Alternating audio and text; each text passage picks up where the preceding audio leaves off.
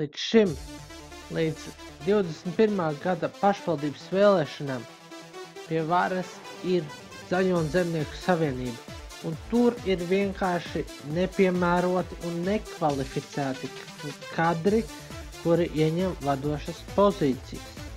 Viens piemērs tam ir Andrejs Spridzans. Viņš it kā skaitoties ļoti labs dakteris un ilgadējs Dobeles slimnīcas vadītājs. Bet, ja būsim godīgi, viņš tāds itin nemaz nav. Paskatieties, kā viņš ievēro koronu. Paskatieties, kā viņš ievēro oficiāli izdoto likumu, kuru viņam oficiāli ir jāievēro, lai ierobežotu šo visu epidēmiju. Viņš ignorē likumu. Viņš vienkārši nospļaujas uz to un piedalās sistemātiski un atkārtoti visādos pasākumos, kur šis likums absolūti tiek ignorēts. Viņa acu priekšā šis likums tiek ignorēts.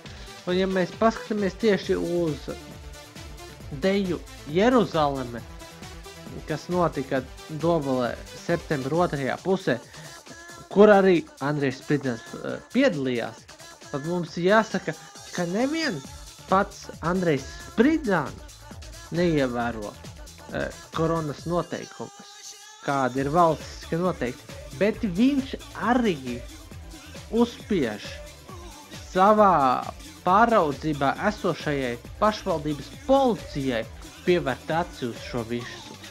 Jo no tā pasākuma ir video uzņemts ar lidaparātu, bezpilota lidaparātu, kur ir skaidri un gaiši redzams, ka Dobeles novada pašvaldības policijas ekipāžu šai pasākumā piedalās un ka viņai ir samērā tuvu visam notiekošamajam un ka ekipāžas braucēji skaidri un gaiši redz, kas notiek.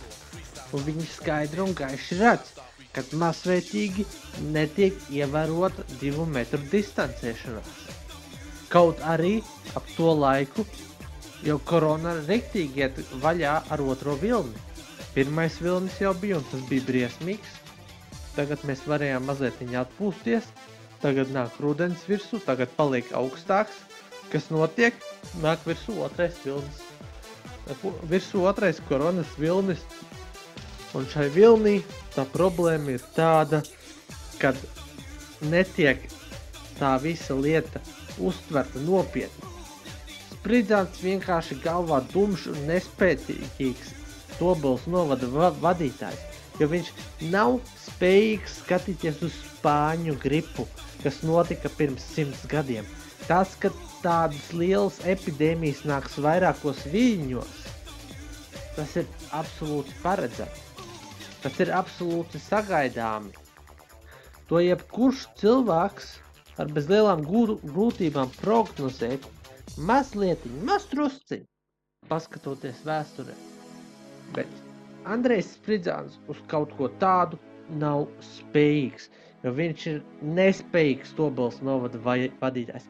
Jo viņš ir Dobeles novada vadītājs, kuram interesē tikai un vienīgi zakt. Zakt Dobeles novada iedzīvotāju naudu, lai vairotu savu un savas ģimenes bagātības. Tātad, protams, viņš pats vairo savas bagātības, bet arī viņam ir bērni, un viņam ir dzīves biedri, un tie, protams, arī gūst masīvu labumu no tā visa. Viņus nedrīkst nekādā gadījumā ignorēt, atstāt ārpus valsts un novada izzagšanas bildes, bet ka viņi ir arī tieši centrālie labuma guvēji. Paldies!